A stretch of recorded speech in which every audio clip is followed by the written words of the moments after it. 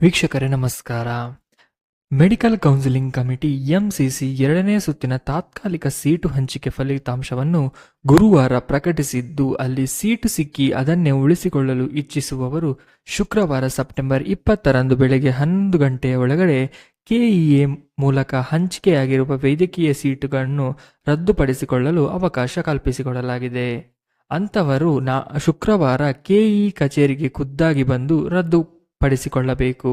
ಅಂತೆಯೇ 10,000 ಇಲ್ಲದಿದ್ದರೆ 10,000 ದಂಡ ವಿಧಿಸಿ ಉಳಿದ ಮೊತ್ತವನ್ನು ಹಿಂತಿರುಗಿಸಲಾಗುವುದು.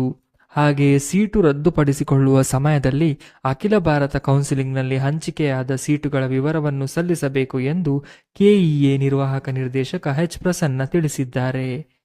ಈ ಪ್ರಕ್ರಿಯೆ ನಂತರ ಕೆಇಎಯಲ್ಲಿ ರದ್ದಾದ ಎಲ್ಲಾ ಸೀಟುಗಳನ್ನು ಪರಿಗಣಿಸಿ ಮತ್ತು ಅರ್ಹ ವಿದ್ಯಾರ್ಥಿಗಳು 2ನೇ ಸುತ್ತಿಗೆ ನಮೂದಿಸಿದ ಇದೇ ಆದ್ಯತಾ ಕ್ರಮದಲ್ಲಿನ ಆಪ್ಷನ್ಗಳೊಂದಿಗೆ 2ನೇ ಸುತ್ತಿನ ಸೀಟು ಹಂಚಿಕೆಯನ್ನು ರೀರನ್ ಮಾಡಿ ಅಂತಿಮ ಸೀಟು ಹಂಚಿಕೆ ಫಲಿತಾಂಶ ಪ್ರಕಟಿಸಲಾಗುತ್ತದೆ. ಈ ಹಂತದಲ್ಲಿ ಆಪ್ಷನ್ಗಳ ಆದ್ಯತೆಯನ್ನು ಬದಲಾಯಿಸಿ ಅವಕಾಶವಿರುವುದಿಲ್ಲ ಎಂದು ಅವರು ಸ್ಪಷ್ಟಪಡಿಸಿದ್ದಾರೆ. ಇತರೆ ಅಭ್ಯರ್ಥಿಗಳಿಗೆ ದಂಡವಿಲ್ಲದೆ ಯಾವುದೇ ಸೀಟನ್ನು ರದ್ದುಪಡಿಸುವುದಿಲ್ಲ. ಮುಂದಿನ ಪ್ರಕ್ರಿಯೆ ಮತ್ತು ಮಾಹಿತಿಯನ್ನು ಪ್ರಾಧಿಕಾರ ವೆಬ್ಸೈಟ್ನಲ್ಲಿ ಪ್ರಕಟಿಸಲಾಗುತ್ತದೆ ಎಂದು ಪ್ರಸನ್ನ ಇವರು ಮುಖ್ಯವಾಗಿ ತಿಳಿಸಿದ್ದಾರೆ.